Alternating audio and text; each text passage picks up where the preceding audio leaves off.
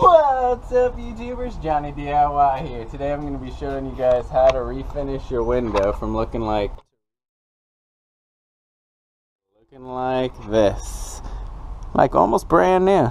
Let's get to it. As you can see, this has endured years of weathering, sun damage, and water damage, but it's in pretty good shape. First step is identifying how badly damaged it is. This one is still hard, the wood.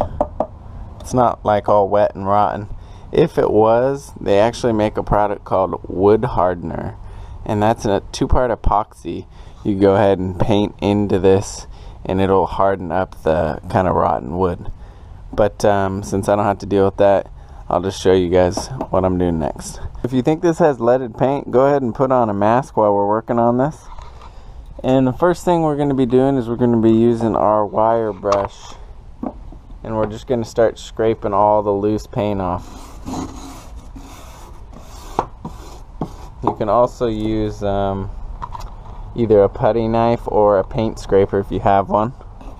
So we're just going to scrape off all the paint. Alright, now when you've gone as far as you can with the wire brush scraping the paint with the putty knife, we're going to move on to using some sandpaper. Get yourself some coarse grit sandpaper, around 60 grit, and we're going to just start sanding and getting this smooth and sanding off the rest of the paint and getting that nice and smooth.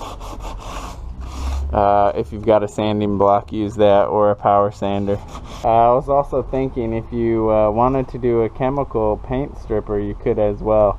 Then you just paint it on the paint and it bubbles up and you scrape it off. And just to clean this all off, got all the dust off, any of the loose paint and anything. You want to make sure this is real clean before we do the epoxy.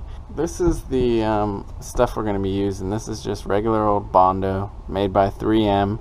It can be used for cars, pretty much anything. And this hardens up to like a rock. Make sure you're wearing gloves with this stuff because this stuff is messy. This stuff hardens up fast in about a few minutes, so you only want to mix up as much as you can or it'll just go bad. So maybe like that. Alright, so next we're going to take our hardener, and for about a golf ball sized amount, about 1.25 inches. Alright, so now that we've got it in, now we're just going to knead the hardener into that. Remember, this stuff hardens up fast, so work hastily. Should be a pinkish bubblegum color once you get it all mixed up. I'm just going to start working it down into those cracks, smoothing it out with my putty knife.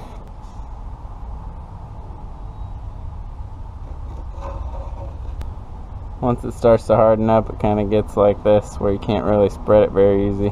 Alright, so this stuff needs about 30 minutes to set up, and then we'll be able to sand it.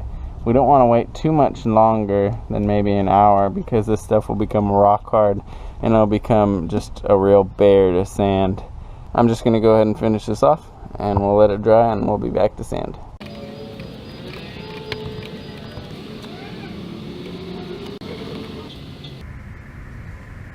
Alright, so it's been about a half an hour and this baby has hardened up pretty good.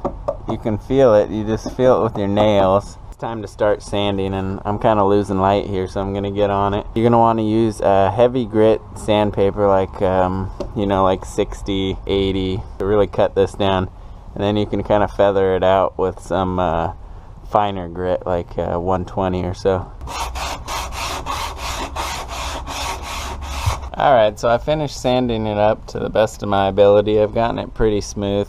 Now I'm going to be applying a white primer over the area. We're going to do 2 coats of primer. Just wait for this to dry for about an hour and go ahead and put on your second coat. I've got the first coat of primer all done on the window, and now is a good time to use some caulking. Caulk along all the edges to weatherproof them. You want to do this first because then we're going to be painting our finish coat over this. Alright, so I finished up the second coat of primer. Now I'm going to start doing the finish top coat.